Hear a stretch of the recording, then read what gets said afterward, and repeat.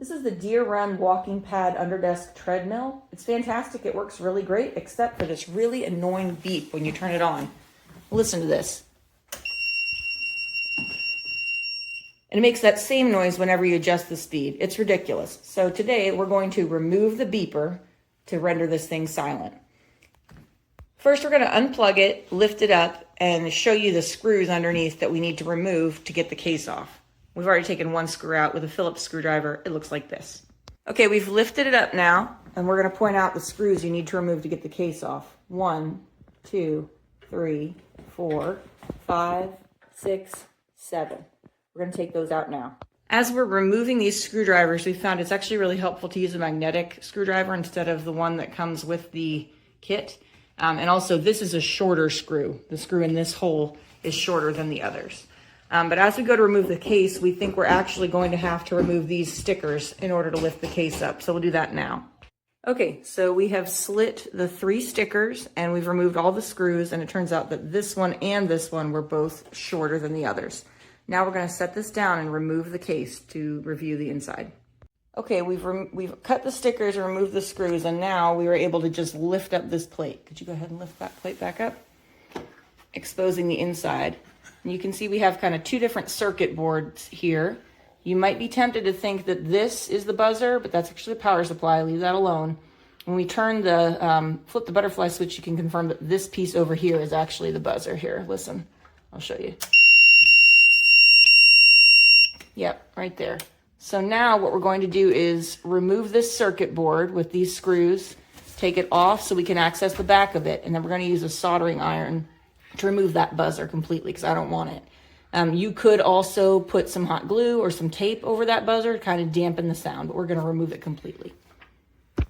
So we were going to actually remove this whole unplug and remove this board, but they've put hot glue on everywhere, so they don't want us to unplug it. So we're just going to remove this board right here by taking off these fasteners. 1, 2, 3, 4, 5, and again, just using a Phillips screwdriver. Okay, we removed those fasteners, and now if we lift up the board, we're looking to remove this. You can go back and forth and kind of see that these are what align with the buzzer. That one and that one are the 2 soldering points. So we're going to apply heat to those with a soldering iron while at the same time pulling from the other side to remove the buzzer.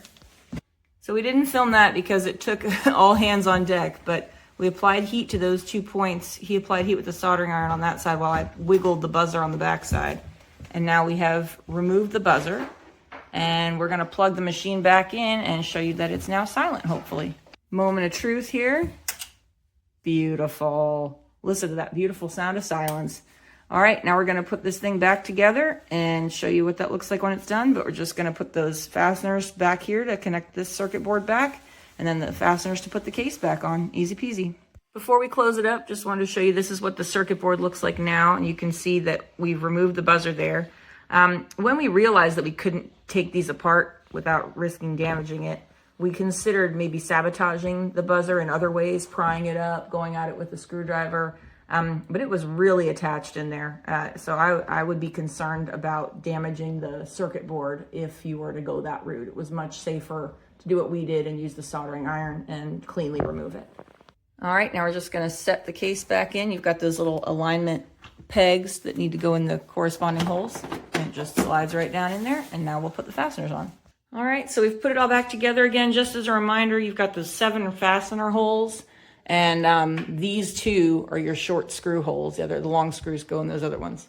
And here's the buzzer removed. There's the culprit of all that annoying noise. All right, all put back together. Let's plug it in. Beautiful sound.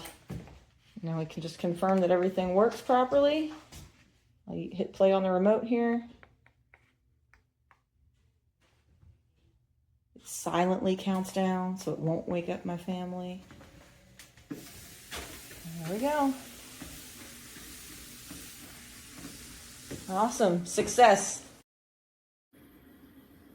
Okay, so I recently bought this DeerRun walking pad, and it was super easy to put together. You just basically get out of the box and plug it in. So obviously I have mine on carpet, which is one thing I was concerned about because I wanted to have it in my office, which is a carpeted floor, and it is fine. You turn it on here. You use the remote to get it going. So here's the remote. You just hit start. It gives you 3 seconds and then it will start to go. And then you can just turn it up to as fast or as slow as you want, and you just go. You can kind of hear how loud it is. So it's not too loud. I've noticed that when I go over 2.5, it does get louder.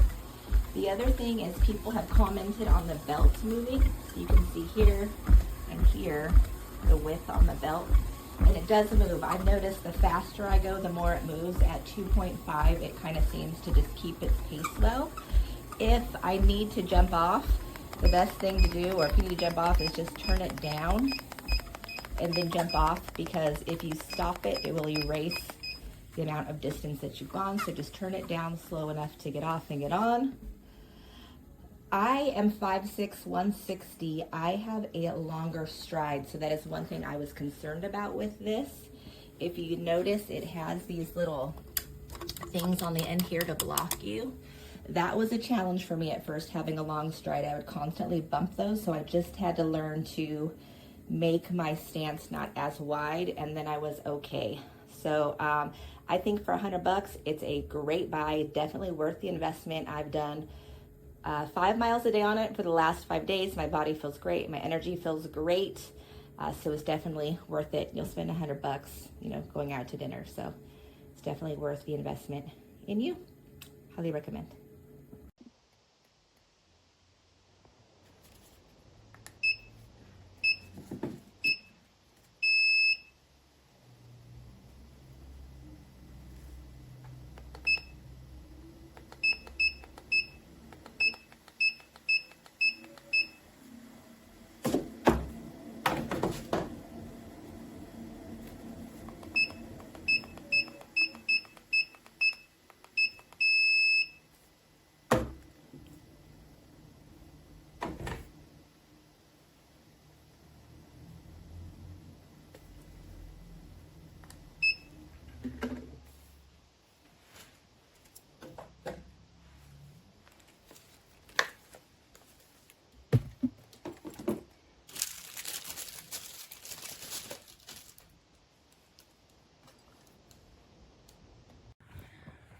So this is plugged in and it works fine. My outlets are working, but this is not turning on at all.